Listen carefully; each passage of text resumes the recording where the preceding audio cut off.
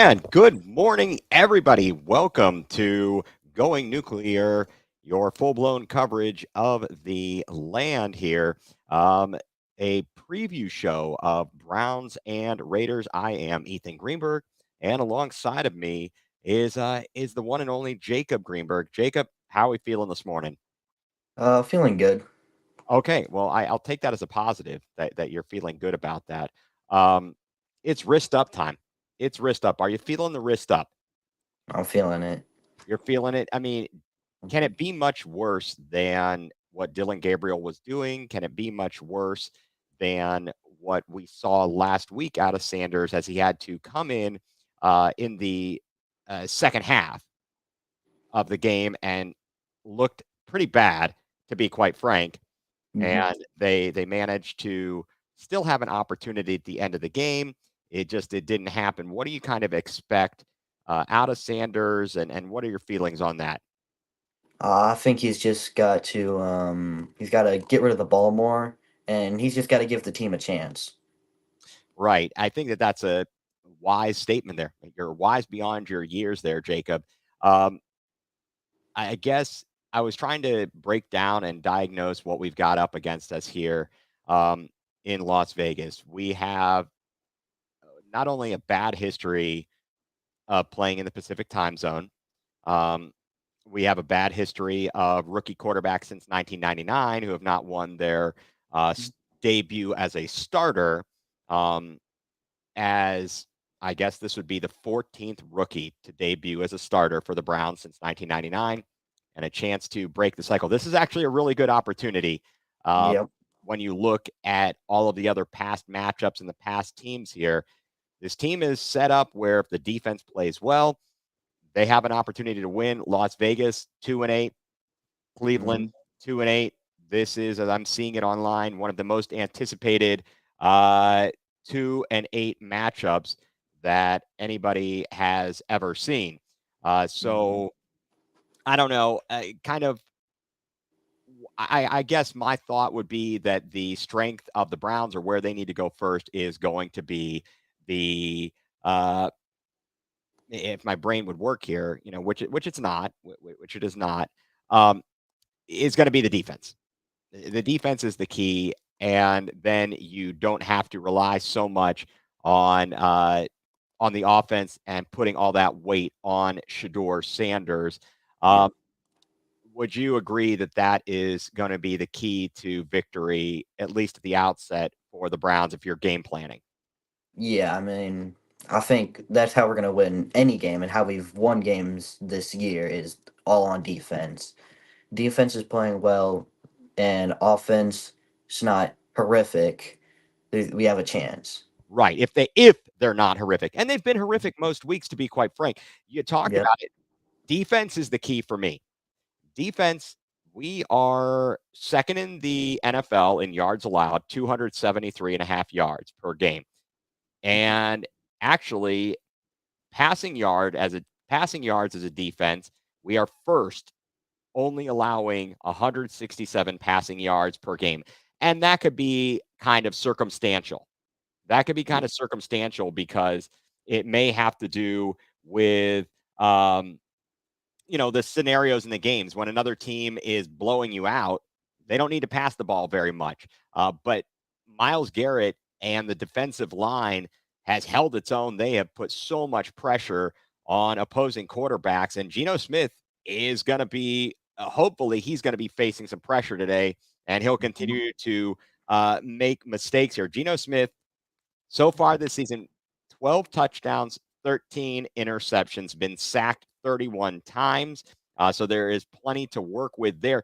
Do you think that Pete Carroll in Las Vegas is regretting its decision to give a big contract to Geno Smith? I definitely think so. I mean, this is like way under. Like, if you thought he was gonna be worse than he was last season, he was gonna be maybe like below average. He's been horrific. Yeah, it's been really bad for him. I mean that's putting it I think quite nicely is that he has underperformed completely. I mean Las Vegas as an entirety as a whole, um, Mhm. they've been awful.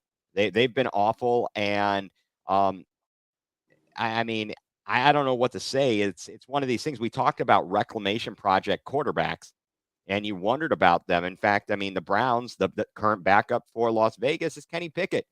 And for the Browns, we had him in camp, and he was the first quarterback that was signed on the roster before the season. And he ends up getting injured during Yeah. training camp, the hamstring. And ultimately, they go with Joe Flacco, which I was fine with. I was perfectly fine with that. And despite how bad Geno Smith is playing, and I got this reply from some people, well, they're paying him all this money. They're not going to sit him. Well, didn't we have the same thing here? And everybody yelled and screamed about, oh, you should be playing the backup. I'm like, and then we would say, well, as an organization, they were paying a quarterback all kinds of money. They want to have him out on the field. But Geno Smith, it seems like Sam Darnold is struggling a little bit in his season in Seattle. He had a phenomenal season in Minnesota last year, Mhm. a reclamation project. And then he gets a nice contract in Seattle, and he's kind of struggling. I suppose the counter to that this season, and we'll have to wait and see if it regresses to the mean. For the most part, Daniel Jones has looked pretty good in Indianapolis. Is he going to come back down to earth? Is he going to maintain? How long can he maintain it? It's very interesting to watch the trajectory of quarterbacks here. What do you think about the fact that, and this is going to be on our defense and discussing it, what they're going to have to watch out for Las Vegas? Ashton Genty, high draft pick of the Raiders in the first round. Last week against Dallas, 6 carries for 7 yards. That's horrible. That is absolutely horrible. Um, what would you say, or what do you think about their usage of Ashton Genty? I think he's being underutilized, but when he is being used, he can't do anything because their O line is not up to par. Yeah, I mean it's kind of it's kind of brutal what's going on there because he was supposed to be this great running back and they aren't doing squat with him. I think that the Browns with Quinshon Judkins certainly kind of have an upper, they've done very well um, with Quinshon Judkins. We've got to get him more touches today, and we'll get to that here in a moment as we talk about the offense. Now, Ashton Genty, though, is a little bit of a threat in the receiving game. They went to him Mhm. 6 times for 27 yards last week. So I don't know what the Browns need to be looking for. Can we look at, do you think we should watch out for a screen pass? Definitely, definitely. A lot of those been getting us, no matter what team. Right, right, right. Now, I don't see, we were looking at talking injury report a little bit before we came on. I know that earlier in the week there was some question about Max Crosby. He showed up on the injury list. I don't see anything indicating that he is not going to play at this point. Obviously, the Browns are playing in the late game as they are out in Las Vegas. That would certainly be interesting if Max Crosby can't go. But it appeared, if I recall, last year when the Browns went to Vegas, Las Vegas was undermanned. Yet Yep. and the Browns just took a dump out there, to be quite Mm-hmm. frank, and to Yep. use the nicest terms I could possibly use. Um, and they were blown up, or they got hosed kind of on a holding call that wiped out a touchdown, a long touchdown play, and then Deshaun Watson takes a sack at the end of the game. It was not pleasant. Not pleasant, to be quite honest. As they lost to the Raiders last year, that was a game you were like, oh, they should win this game, no problem. But that was not to be on our way to a beautiful 3-14 record. I don't know where we're headed this year, but I am not thinking it's going to get much better. Hopefully, it does. If it does, that likely means you're getting better play out of the quarterback position. And Yep. with that, let's switch over to the offensive side of the ball. Um, so it's wrist up time. It's Shador Sanders' opportunity to start. Um, it occurs because of the concussion suffered by Dylan Gabriel, but sometimes opportunity knocks, and you have to take advantage of that. And from what I'm reading, it um, sounds as if he has been doing the work in the building. He's been walking around with his iPad. It's kind of funny, and this was a story by I read it. I think it was Diana Rossini reported it. He to me, he's like the anti Johnny Football, the anti Johnny Manziel. Johnny Manziel. They asked him how much time he spent on his iPad and the playbook, and he said zero. And Shador is putting in the work. And Hmm. you look at those two polar opposites there, and for all the people that hate on Shador Sanders, I, I don't know why. Other than his persona, maybe they felt that he was overrated. I really can't figure it out. I just can't figure out what the deal is. As a person, I don't see that he's done anything um, to deserve that kind of hate from fans. He's a good kid, it appears, at least in his press conference. I mean, what do you think of him during his press conference talking about or referencing and mentioning like, hey, I don't want the fans to be booing Dylan Gabriel. Like, I appreciate the Yeah. support, but don't be booing him. That seems like whether it's just a PR move or otherwise, it Hmm. sounds good. What do you make of his maturity level? I think it's definitely more advanced than some rookies. Like a lot of some rookies who get drafted, they come in and they're like, who gives an F? I'm gonna play and I'm gonna be incredible, but they end up maybe not working hard enough and then they're not as good because they think this is still college and this is still little boys ball. This is the big dogs. And so they come in underprepared and they stink and then they don't want and then the teams don't want them in the locker rooms. But Shador, after having the draft slide, he stepped back and, reevaluated, and I think he's heading in the correct direction. Right, and I know that there were reports this week, multiple, journalists, media people, Albert Breer, Jason Lloyd, so on and so forth. There was discussion that in the building, Kevin Stefanski was telling staff, and there was discussions, they were planning this more of a redshirt season for Sanders, and to me, just kind of your thoughts on this, my thought is that it points to Andrew Berry and maybe Kevin Stefanski not being on the same page. And I know they collaborate and they are tremendous thought partners, as it were. But it appears that Andrew Berry's plan, at least, was, Mhm. hey, we're going to bring in, I mean, Kevin Stefanski was like, let's bring in a veteran or a couple veterans. We'll have a rookie Yeah. and we'll settle them down. It'll be all good. Andrew Berry said, look, we need to get ready for the future. Yeah. And a veteran bridge quarterback is not the answer. We're going to speed up the process. I'm Yeah. going to hamstring you, no pun intended. I'm going to trade away Kenny Pickett because we don't need two veterans. We've got two rookies, and we can't put either on the practice squad. They'll get picked up. Oh, wait a second. Yeah, you know what? We're trending in the wrong direction. I'm just going to trade away Joe Flacco and really let's see what we've got in these rookies because we need to know before next year's draft. And I I do think that um, the circumstances are what they are. If you look at it from the perspective of what happened with Baker Mayfield in Cleveland. Granted, he was a number one overall pick. Um, Tyrod Taylor was the starter. And it wasn't until Tyrod Taylor gets injured in that game against the Jets on Thursday Night Football that Baker Mayfield gets his chance. And he comes in and he leads the team to victory. And the next week, he actually makes his first start in Las Vegas. And Nick Chubb was amazing, yet for some reason, he only had like 3 carries, but he had 2 touchdowns and like 140 yards and was incredible. And the rest is history on that. And all the more reason why Hugh Jackson is no longer driving this bus and wasn't driving the bus by the end of the year. Speaking of running backs, my key, and I'll ask your key to the offense, is going to be establishing the ground game and pounding the rock with Quinshon Judkins, sprinkling in a little bit of Dylan Sampson and maybe a little bit of Jerome Ford. Yeah. What do you see as being the key to the offensive game plan today? I think the key to the offensive game plan is just stay ahead of the sticks.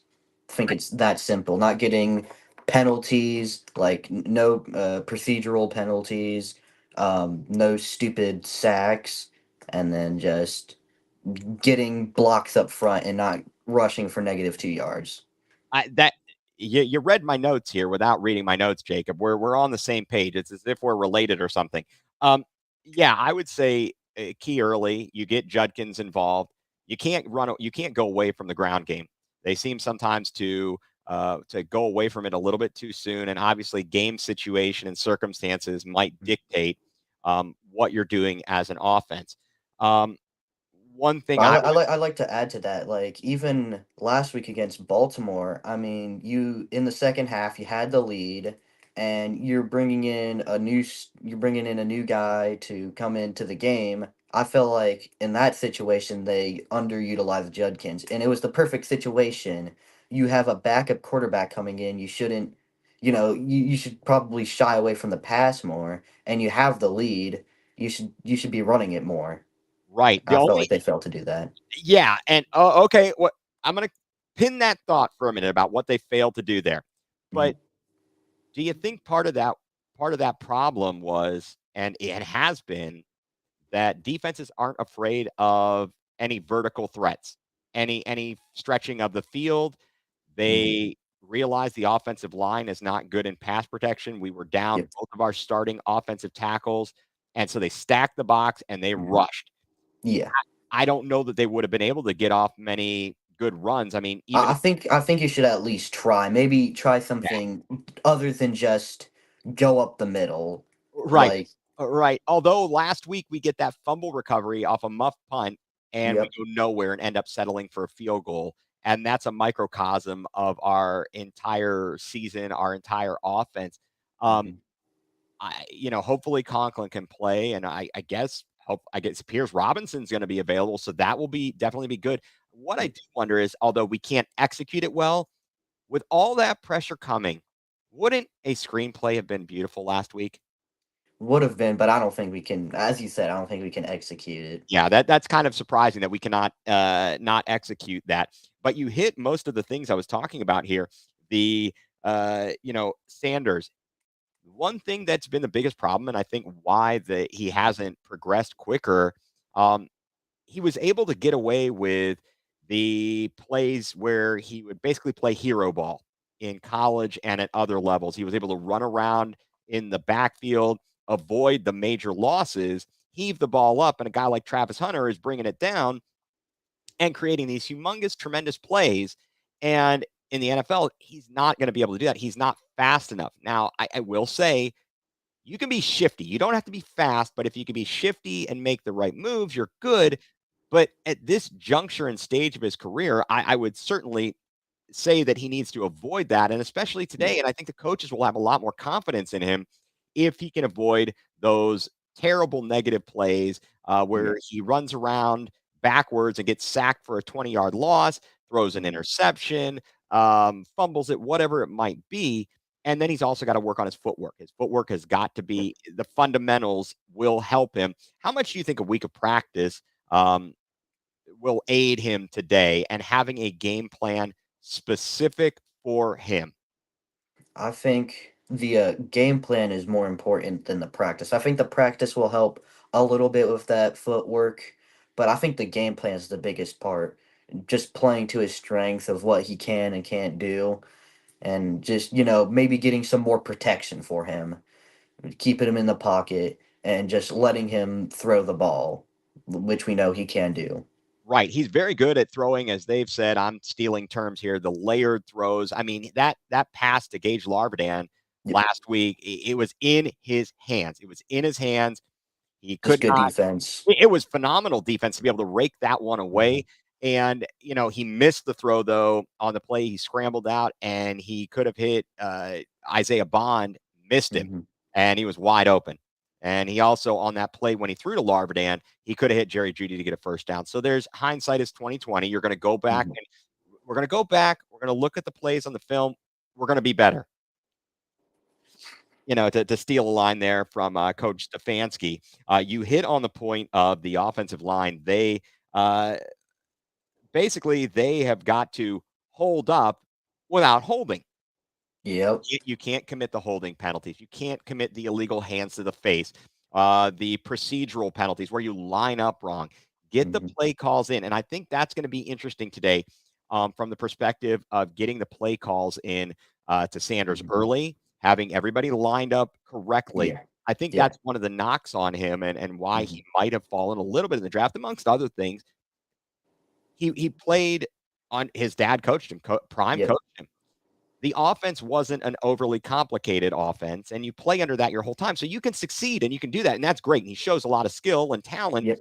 but to be able to adapt and change to the variation that you're gonna get in the NFL and with different Yeah. coaches and plays, it's vastly different. It's Yeah, I just feel like that also goes on the offensive coaching staff. It feels like at least once every game so far, they've had to call one timeout because they couldn't get the play in time with Joe Flacco, with Dylan Gabriel. yeah, that's terrible. I don't like that. And so you talk about the offensive coaching staff and the strategy. So now we've got this is game number 3 of Tommy Rees calling the plays. My first question to you is what, if any, difference have you seen in the play calling for better or worse with Tommy Rees? I think there's been maybe a little more variation, but I think overall it's still the same set of plays. It's Right. just, just slightly tweaked and what calls are called in different situation. Right. And I still go back to, and I'll see if you agree with me, it's execution. If you Yep. don't block up front, if you don't catch the ball, if you're not running the right routes, if you're not making the correct reads, it's not going to matter. You could call a perfect play every time. And if your Mhm. players don't execute, either because they stink or because they're not prepared enough, that's not on. I mean, the coach did everything they could in terms of the right play call. Yeah. It's a matter at that point. It goes beyond that. Again, it's about the players executing it to the best of their ability and making it happen. We have seen Browns teams of past and other teams around the league. You go in, you have pieces and parts that you have to mix and match because of injuries or whatever it is, and you go out and you execute the game plan, you execute the plays well, and you're going to be good. And in fact, to kind of add to that, Gerard Cherry, the former 3-time Super Bowl champ with the New England Patriots and the sideline reporter for the Browns and on ESPN Cleveland, co-host of the Next Level, he talked about if he's the Browns, you figure out your best plays and you run them over and over again. And you perfect those, and you make the defense stop you. And that kind of speaks to what we're discussing here about the execution. So I think that we've hit on the offense. Now, I don't know what we can really say about this, but special teams. Fire Ventrone. Oh, yeah, that too. Yeah, no, I would just say all I can say about the special teams is don't be unspecial. Don't Yeah. be the reason we lose the game. Last week, you did great. I mean, you recovered a fumble Yeah. and you were in good shape there. So I think that they did all right last week. You got to be good on coverage, not allow long returns, no, you know, uh, mess ups there. Just Yeah. don't be the reason you lose. Yeah. That's all I can ask from you. You don't have to win us the game, but don't be the reason that we lose the game uh, Yep. today. I think that it's been a lot this season. I think the defense kind of, in a way, I could credit them with the loss to Minnesota. Yeah. You have the lead. All you got to do is stop them. Um, the special teams did come up against Green Bay with that block. Yep. They had the moment. They had to kick a game winning field goal. They came through in a couple of opportunities, but more times than not, they've been terrible. A lot of the times, it's been on the offense. Yep. Either A, because they can't score at all, or Mhm. B, because they throw a pick six or Yep. fumble it away, and it's in Mhm. plus territory for our opponent. So I don't know. I'm going to go to you to close this out here as we preview this Browns Raiders matchup. Um, what's your prediction today for the result of the game? Who do you have winning it? What do Yeah. you expect to see, or what would you hope to see Yeah. I think the most important question everybody's asking: what would you hope to see out of the offense and Yeah. or Sanders? Yeah, well, first of all, I think if the defense is able to stop Bowers and stop Tucker, they don't have anything else. I think that's just about it for the defense in this game and just be how you've been almost the entire season. And then offensively, you just gotta again, as I said, move the ball, don't get behind the sticks, and I'm hoping out of Shador Sanders a touchdown pass, and then just better, just looking more poised than he did last week. And I think in this game, if the defense can get maybe just one turnover out of Gino, then I think we can win the game. So plus, and amazingly enough, the Browns are suddenly in the positive in the turnover differential, which is kind of crazy with how they started Mhm. the season so badly. They have made the plays. Carson Schlesinger has been a beast. He was the AFC defensive rookie of the week. Yep, That believe was a so. much more deserving nomination and award than the week before when the Browns lost to the Jets, yet somehow Dylan Yeah. Gabriel was nominated. That was the biggest joke I've ever seen. Uh, Yeah. and and so I will say this on my prediction and have another. I've thought of another follow up question. This is a winnable game for the Browns, and if they play the same solid defense as you mentioned, everything you said, do Hmm. that and you can win. I think that um, they do need to try to stretch the field. Sanders can throw a nice ball. Let's open it up just a little bit. But the pass protection must hold up. It has Yep. to hold up. Um, and I am going to crazily, and this is going out on a limb, and this is not just because I'm a homer and a Browns fan. I do believe that somehow, some way, the Browns get a victory today. Even though it might hurt in the draft stock, the best case scenario is if Shador Sanders plays well and proves that the Browns have a quarterback on the roster going forward. And Mhm. the last question, something that just popped in my head, talking about Dylan Gabriel. Coach Stefanski, when asked during the week, basically said that when Gabriel is healthy again, he would be the starter. Do you think if the Browns win and Sanders looks competent, Mhm. that he would stick to that, or do you think that other people might influence that decision and he might revert or say, well, we look good, we're gonna go with Shador. What do you think about that?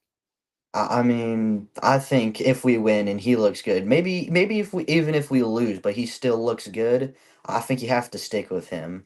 And I think it really just depends. Will Gabriel be back next week? I think the more time that Dylan's out, more likely it is that Shador will remain the starter when he comes healthy.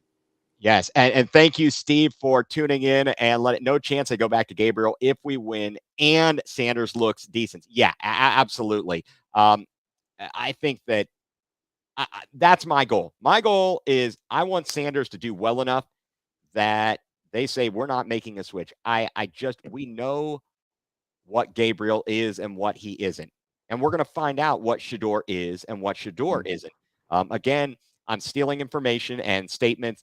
Gerard Cherry said he feels like maybe Shador is the perfect mix between what Joe Flacco gave you and what Dylan Gabriel gives you, in that he's got a better arm than Gabriel. He's Mhm. not as mobile as Gabriel, but Mhm. so he's in between the Flacco strong arm, but not Mhm. mobile, and the Gabriel mobile, but not a great arm. And then Mhm. Gabriel, for all of his mobility, didn't even seem to take advantage of that I as mean, much. whenever you saw him rolling out, there's a receiver right in front of him that he threw to the sideline. That I you just encapsulated it, Jacob. That is a one way to put it here. All right. Well, it's going to be an interesting afternoon of football. We'll be watching all of the other games, and well, go Browns. And we'll have to see what Mr. Sanders does. I know that is going to be probably the most watched 4 o'clock game around the country, even though the late games, the feature game is the Cowboys and the Eagles. I actually think Mhm. that the viewership for the Browns and Raiders may eclipse that. That's just my humble, biased opinion here. So, Jacob, appreciate you joining me this morning, and we will get ready for some football here. Thank you all for tuning in. It is just about time to wrist up. Let's go, Shador Sanders and the Cleveland Browns. So, for Jacob Greenberg, I am Ethan Greenberg, and you have been tuned in to Going nuCLEar, your full blown coverage of the land.